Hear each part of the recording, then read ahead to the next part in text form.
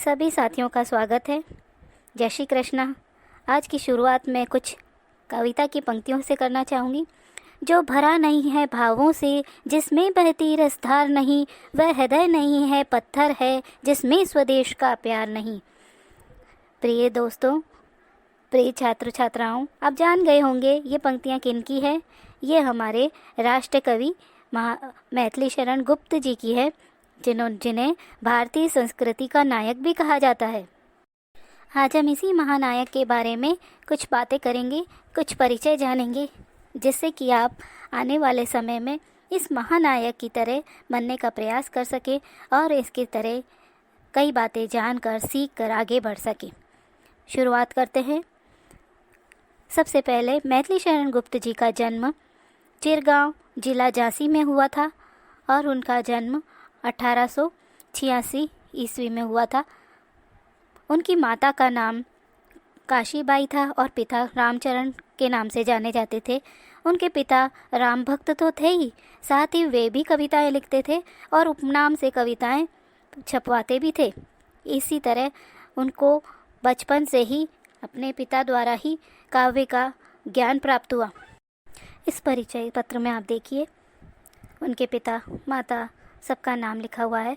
आगे आप देखिए कि किस तरह उनका व्यवसाय जो उन्होंने किया, वो कविता तो था ही, उसके अलावा वे एक अनुवादक के रूप में भी बहुत प्रसिद्ध हुए और राजनेता नाटककार के रूप में भी उन्होंने काफ़ी काम किया है। सम्मान के रूप में देखा जाए तो उन्हें साहित्य वाचस्पति पुरस्कार मिला और उसके अलावा पद्म भूषण पुरस्कार से भी वे सम्मानित हुए। हाँ, उन्होंने शिक्षा दीक्षा जरूर हाई स्कूल तक ही ली, परंतु उन्होंने घर बैठ के भी बहुत सारा ज्ञान हासिल कर लिया था और बहुत सारी भाषाएं भी सीख ली थी। गुप्त जी की प्रारंभिक कविताएं वैश्योपराग पत्र में छपती थी। बाद में उनका महावीर प्रसाद द्विवेदी जी से परिचय हुआ और सरस्वती पत्रिका में प्रकाशित होने लगी। उन्हीं से प्रेरणा प्राप्त करके उन्होंने खड़ी बोली में कविता रचना भी शुरू की, जिस कारण से हिंदी साहित्य में खड़ी बोली के एक मुख्य स्तंभ के रूप में उन्हें माना जाता है। गुप्त जी की विशिष्ट बात ये थी कि उनकी कविताओं में राष्ट्रीयता, स्वदेश प्रेम, युगीन चेतना और भारतीय संस्कृति की छाप दिखाई देती है। उनकी रचनाओं में भारत भारती, साकेत, पंचवटी, यशोधरा, जयद्रथ, द्वापर, सिद्धराज, जय भारत, विष्णुप्रिया, गुरुकुल आदि उल्लेखनीय रचनाएं हैं। उनको कई पुरस्कारों से सम्मानित किया गया और इसी कारण से वे अपनी रचनाओं के अलग वैभव के कारण सांस्कृतिक नव जागरण का प्रतिनिधि कवि भी कहे जाते रहे। साहित्य जगत में उन्हें दद्दा नाम से पुकारने का एक प्रचलन सा हो गया था। उनकी रचनाओं को गांधी जी ने भी बहुत ज़्यादा पसंद किया और उन्होंने कहा भी है कि हिंदी के शब्द सितारे कहे जाने वाले लेखक ने एक राष्ट्रीयता की अलग ही अलग जगह दी है। उक्त परिचय में देखिए आप किस तरह उनके हर क्षेत्र में प्रभावित करने वाले कार्य रहे हैं।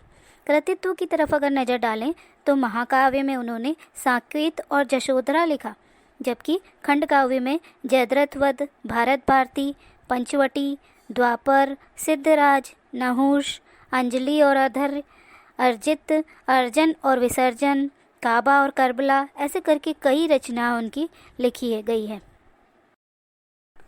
अब हम यशोधरा के कुछ अंश को देखेंगे जो कक्षा 12 की सरयू पुस्तक में आए हैं। बहुत ही मर्मस्पर्शी कविता यह है। इसमें नारी वेदना को प्रकट किया है, नारी विवशता को प्रकट किया है कवि ने। कवि की ये विशेषता रही है, जिन पहलुओं को कहना चाहिए चरित्रों को समाज या लोग नहीं देख पाते, नहीं समझ पाते, उन्हीं को मैथिली शरण गुप्त ने हमेशा अपने काव्य में, अपनी रचनाओं में उठाया है। तो देखिए, सुनिए यशोधरा। सिद्धि हेतु स्वामी गए, यह गौरव की बात, पर चोरी चोरी गए, यही बड़ा व्याघात। सखी वे मुझसे कहकर जाते, कह तो क्या मुझको वे अपनी पत बाधा ही पाते। मुझको बहुत उन्होंने माना, फिर भी क्या पूरा पहचाना। मैंने मुख्य उसी को जाना, जो वे मन में लाते। सखी वे मुझसे कहकर जाते, स्वयं सुसज्जित करके क्षण में, प्रियतम को प्राणों के पण में। हम ही भेज देती हैं रण में, श्राद्ध धर्म के नाते सखी वे मुझसे कहकर जाते। हुआ न वह भी भाग्य अभागा, किस पर विफल गर्व अब जागा। जिसने अपनाया था त्यागा, रहे स्मरण ही आते, सखी वे मुझसे कहकर जाते। नयन उन्हीं है निष्ठुर कहते, पैर उनसे जो आंसू बहते। सदैह दैवे कैसे सहते, गए तरस ही खाते, सखी वे मुझसे कहकर जाते। सखी वे मुझसे कहकर जाते, जाएं सिद्धि पावे वे सुख से, दुखी न हो इस जन के दुख से। उपालंब दूं मैं किस मुख से, आज अधिक वे भाते, सखी वे मुझसे कहकर जाते। गए लौट भी वे आवेंगे, कुछ अपूर्व अनुपम लावेंगे। सखी वे मुझसे कहकर जाते, गए लौट भी वे आवेंगे, कुछ अपूर्व अनुपम लावेंगे। रोते प्राण उन्हें पावेंगे, पर क्या गाते गाते, सखी वे मुझसे कहकर जाते। सखी वे मुझसे कहकर जाते। इसमें यशोधरा की पीड़ा व्यक्त हुई है। स्वामी सिद्धि प्राप्त करने गए और रात्रि के समय चुपचाप उन्हें छोड़ के वो चले गए। इस बात को यशोधरा एक क्षत्राणी सहन नहीं कर पा रही है। वो कह रही है जब दुख सुख में हर स्थिति में हर भागीदारी उन्होंने निभाई है, तो फिर इस निर्णय में उन्होंने वो अकेले ही छोड़ के वे क्यों चले गए, उनका साथ क्यों नहीं लिया। चाहे निर्णय की सहमति के लिए ही साथ ले लेते। इसमें मैथिली शरण गुप्त जी जो है वो एक परित्यक्ता नारी की विवशता और पुरुष की स्वार्थपरकता को साथ में रखकर भारतीय नारी के गौरव को भी प्रकट कर रहे हैं। अंत में उन्होंने कविता में कहलवाया कि वो चले गए, मुझे पता है वे लौटकर भी आएंगे, कुछ अनुपम लेकर आएंगे, परंतु प्राण उन्हें तब नहीं पाएंगे। मतलब वो इस बात को इस दर्द को नहीं भूल पाएंगे, इस तड़प को भूल नहीं पाएगी और वे उन्हें पूरी तरह शायद स्वीकार भी ना कर पाए। देखिए सारी पीड़ा जो एक यशोधरा के अंदर है उनको व्यक्त किया गया है मैथिली शरण गुप्त ने अपने शब्दों में। इसमें अनुप्रास, विप्सा या पर्यायोक्त अलंकारों का प्रयोग हुआ है। इसी प्रकार की परंतु और भी ज़्यादा विशिष्ट रचनाओं में आने वाली भारत भारतीय काव्य के संकलन में से भारत की श्रेष्ठता शीर्षक से एक कवितांश जो है कक्षा 12 की पुस्तक में अवतरित है, उसी को हम देखते हैं और उसकी व्याख्या भी देखेंगे। पहला पद्यांश ऐसे देखिए।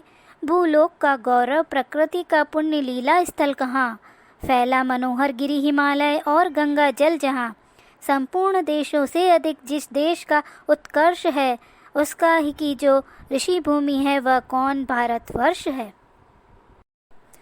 देखा आपने इन पंक्तियों में कितना जोश, कितना देश के प्रति प्रेम बोल रहा है। भूलोक का गौरव हमारे देश को बताया है और कवि पहली पंक्ति में प्रश्न की भाषा में पूछ रहे हैं कि बताइए ऐसा कौन सी जगह है जब भूलोक का गौरव है और प्रकृति की पुण्य स्थली है। तो अगर हम ज़्यादा न सोचें, जो हिमालय से गिरा हुआ और जहाँ गंगा जल है, जो संपूर्ण देशों से सभी देशों में उत्कर्ष पर है, ऊंचाई पर है और जो ऋषियों की भूमि है, वो कोई और देश हो ही नहीं सकता, वो भारतवर्ष ही है। इन पंक्तियों में कवि ने राष्ट्रीय भावना को से ओतप्रोत होकर जो नव जागरण की भाव प्रकट किया है वो इसमें हमें दिखाई देता है। प्रश्नोत्तर शैली तो आप देख ही रहे हैं और हरि गीति का छंद का बहुत ही सुंदर प्रयोग इसमें हुआ है। अब हम अगला पद्यांश लेंगे। हाँ, वृद्ध भारतवर्ष ही संसार का सिरमौर है, ऐसा पुरातन देश कोई विश्व में क्या और है। भगवान की भवभूतियों का यह प्रथम भंडार है, विधि ने किया नर सृष्टि का पहले यही विस्तार है। देखा आपने इन पंक्तियों में किस तरह मैथिली शरण गुप्त जी जो हैं वो अब पूरी तरह निश्चिंत होकर ये कह रहे हैं कि हाँ, ये देश, ये वृद्ध भारतवर्ष जो रहा है वही संसार का सिरमौर रहा है। उसे संसार की सभी बातों में सबसे ऊपर रखा जा सकता है और वह पुरातन देश, ये खास बात पे ध्यान दीजिएगा, प्राचीन भारत जो देश था उसके लिए उन्होंने कहा है भगवान की भवभूतियों का यह प्रथम भंडार है। यूँ कह रहे हैं कि भगवान ईश्वर जो है वो भी अपनी भवभूतियाँ, उन्होंने भी जो यहाँ अवतार धारण किए वो इसी देश में किए, इसलिए यहाँ भंडार की तरह है। और विधि ने किया नर सृष्टि का पहले यही विस्तार है। वो ये भी कह रहे हैं कि यहाँ पे विधि के द्वारा नव सृष्टि का विस्तार, नवीन सभ्यता का विस्तार, मानव सभ्यता का विस्तार सबसे पहले प्राचीन भारतवर्ष में ही हुआ है। कवि ने व्यंजना की है कि भारत मानव सभ्यता का प्राचीनतम देश है, परंतु वर्तमान में इसमें कुछ कमियां आ गई है। वो कसक उनके मन में है और वो हमें दूर करनी है। इसीलिए वो बता रहे हैं कि राष्ट्रीय भावना और राष्ट्रीय प्रेम से उत्प्रोत होकर हम आगे बढ़ेंगे। अगर हम अपनी योग्यता से अधिक काम करने की कोशिश करेंगे, अपने अंदर आत्मबल, आत्मविश्वास और स्वावलंबन लाएंगे, तो हम ज़रूर आगे बढ़ सकते हैं। यही इसमें संदेश वो देना चाह रहे हैं। अगर काव्य कौशल देखा जाए तो हरि गीति का छंद का अनायासी सहज प्रयोग बहुत सुंदर दिखाई दे रहा है। अगला पद्यांश देखें। यह पुण्य भूमि प्रसिद्ध है, इसके निवासी आर्य हैं, विद्या कला कौशल सबके जो प्रथम आचार्य है। संतान उसकी आज यद्यपि हम अधोगति में पड़े, पर चिन्ह उन्हीं उच्चता के आज भी कुछ हैं खड़े।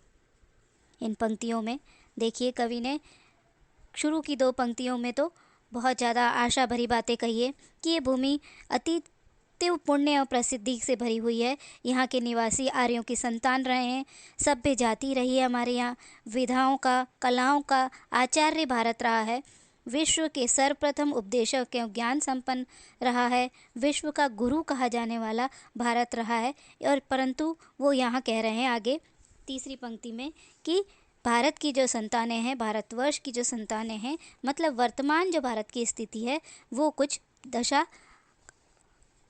आपत्तिजनक हो गई है। पतन की दिशा में वो जा रही है, अधोगति की तरफ बढ़ रहा है, मतलब नीचे गिर रहा है। उसके लिए हमें उच्च आदर्शों को संपन्न करना होगा, याद करना होगा वापस।